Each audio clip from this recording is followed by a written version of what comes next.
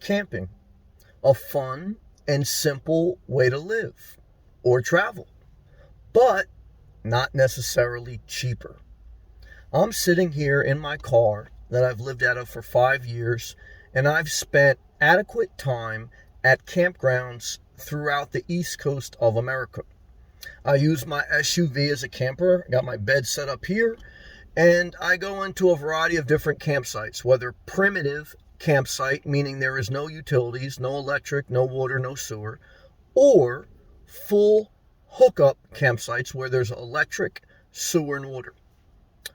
But no matter what type of campsite, the camping fees are not cheap. And I was just reading an article about what the average cost per night to stay at a campground is going into 2022. And as I'm sitting here in my vehicle at a campsite, I figured I'd share this vehicle and answer the question, is that an accurate article? Is it an accurate price? So let's go. As I was reading the article, they asked the question, what is the average campground fee currently in the U.S.? And they gave a mid-range, an average range between $30 per night to $50 per night. And in my experience, I would agree that that is an accurate average of the average campground in the United States of America currently. Certainly, there's above average and below, but between $30 to $50 per night is the average. So let's look at that cost. Now, it doesn't sound that bad per day, but if you were full-time RVing or full-time camping, whatever it is, or even taking an extended vacation, it comes out to a pretty hefty number per month. So if you were only paying $30 per day, if you took that number and you calculated it times the average days in a month, let's just say 30, there's about 30 days in most months. So you take $30 per night times 30 days a month, that's $900. And if you took $50 per night times 30 days, that's $1,500 per month.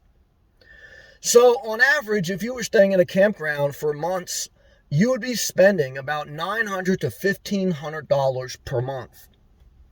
And that is not cheap. Now, it may be a little bit cheaper than your rent. Maybe you're paying $1,500 or $2,000 per month in rent. But here's the missing element to the number. When you stay at a campground, and let's say, you're staying for $900 per month, $30 per day, you're not calculating the gas that you had to put in your vehicle. Whether you have a tow vehicle or whether you have a motorhome, you have to spend extra gas to get to that campground. And most campgrounds only allow you to stay 14 consecutive days. So you may have to travel another hour to the next campground. RV parks are a little bit different. Now, so you have to account for the extra cost in gas for your vehicle, your transportation. Then, what you also have to calculate for is your actual RV. With a new travel trailer ranging from, on the low end, $20,000 to a motorhome that can be $200,000, I would say the average RV is probably somewhere in the middle. Probably $80,000 if you calculate your tow vehicle and your trailer or fifth wheel, or if you just calculate your motorhome. So if you calculate your RV, whatever your RV is going to cost, the gas for your RV to get from campground to campground, and then you add those numbers to the campground fee, your average cost is probably closer to $2,000 per month. Just as if you were renting a place, an apartment, and you say, well, I can get a mortgage for a house for the same monthly payment. Well, if you're renting for $2,000 per month and you get a mortgage and your mortgage payment is $2,000 per month, that's not an apples to apples comparison. Because as a homeowner, you're also responsible for the maintenance, lawn care, roof, heating, cooling, renovations, etc. And you're responsible for a lot more than just a flat line item budget of rent. So when you add property taxes, home insurance, maintenance fees to home ownership, your mortgage payment is not actually, well, your mortgage payment is still $2,000 per month, but your actual out-of-pocket on average in a 12-month period is probably closer to $3,000 per month. You know, when you account for your lawn care, your maintenance, your improvements, etc. So it is the same thing when it comes to camping.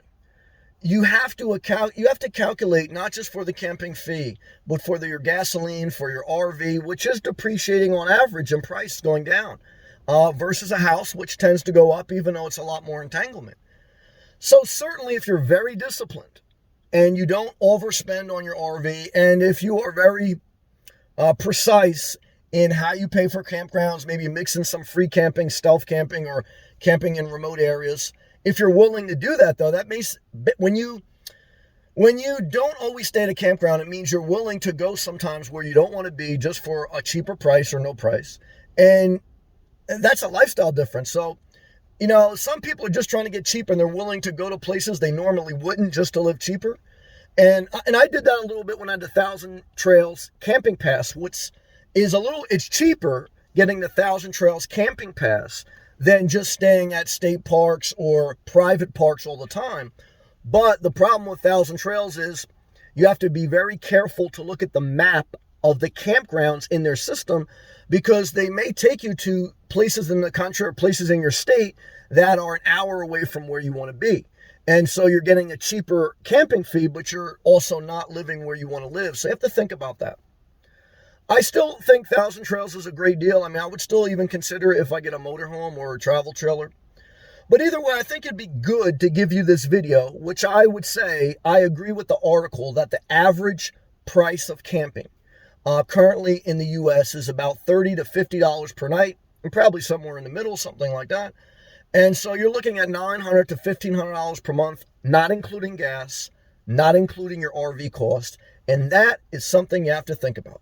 If you appreciate this video and this information, I appreciate if you click that thumbs up. You want to support the channel, click that blue join button. Leave a comment below, share the video, and check out my playlist, which has thousands of free videos. I have some campground videos, too, of different campgrounds I visit, and RV tutorials. Thank you again for watching. See you next video.